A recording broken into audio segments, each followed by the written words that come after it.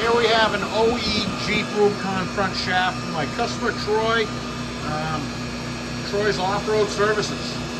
And I'm probably making that his business name up a little bit, but I like the irony of it.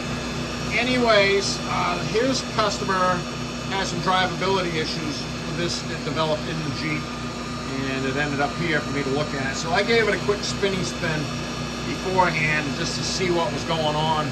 And the CV end was really busy, and when I articulated it on the bench, it didn't feel horrible, but there was a couple of spots where I could get it, and it felt just didn't feel right, like it's dragging a little bit. And so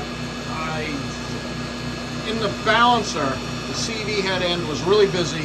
The slip yoke end was fairly busy too, and that was kind of expected, because that fine spline stub and slip on these, and just about all these OEM ones, could benefit from a grease fitting, because it was devoid of grease. It wasn't dry like it was damaging it, but it really didn't have much for lubrication. I mean, just whatever it was sent out with when it was built, basically. And it had, like, I don't know, 5/8 thousandths radial play, like clunk clunk twisting action, not sag. And so I cleaned that all out. It's got good red grease in it. It grew a grease fitting, which you can see whizzing around there. And I mean, that's kind of standard operating procedure for me. That's a 793 Spicer Snap Tight, excuse me, which is Mechanics 3R, which is what the slip yoke is, to 1330 that they've got for pinion yoke on that Jeep. The goofiest OE setup that Jeep could have selected. Good job, guys. You could have just put a 1330 slip yoke on it. You got a 1330 CV head back here.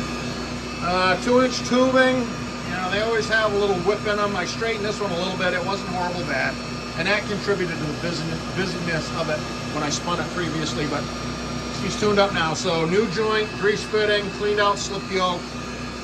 This thing was pristine, I'll say that, because the clamps, the original factory clamps on the boot clamps were there, and that's always a tell if they've been monkeyed with. So that's good. It's nice to have them and they're not all smashed. The CV head, when I took that apart, the ball wasn't undamaged, and it hadn't really chewed on the trunnion yet, but it was fixing to, and it's the same situation. It was absent of any amount of usable lubrication, and all the needles just went out when I slid it out of there. So new boot kit, ball kit, pair of 1330 Spicer Snap Tights, and that's chrome now. So let's turn it about 2200. Black bottle here. That's about 27. 0 at the transfer case, and 0 at the front axle. I didn't get it going this fast when I pre-ran it, and so this is dramatically better.